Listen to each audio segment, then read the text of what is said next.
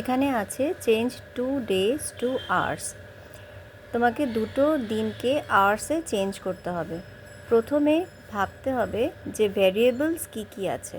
Days আছে, hours আছে, এ হচ্ছে দুটো ভ্যারিয়েবল। এখন লাস্টের ভ্যারিয়েবলটাতে তোমাকে সবগুলোকে নিয়ে আসতে হবে, মানে ডেজটাকে তোমাকে আওয়ার্সে আনতে হবে। So 2 days to hours। আমাকে ডেজ আর আওয়ার্সের মধ্যে রিলেশনশিপটা বুঝতে হবে। আমরা জানি যে 1 ডে ইকুয়ালস টু 24 আওয়ার্স। এটা হচ্ছে আওয়ার্স, ডেজ আর আওয়ার্সের মধ্যে রিলেশনশিপ। এখন 1 ডে ইকুয়ালস টু 24 আওয়ার্স যদি হয়, therefore 2 days equals to 24 into 2 hours. তাহলে আমাকে কত হবে? 4 2 যা 8।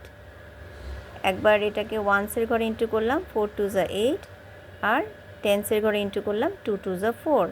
তার মানে হচ্ছে গিয়ে 48 hours. This is the relationship between days and hours.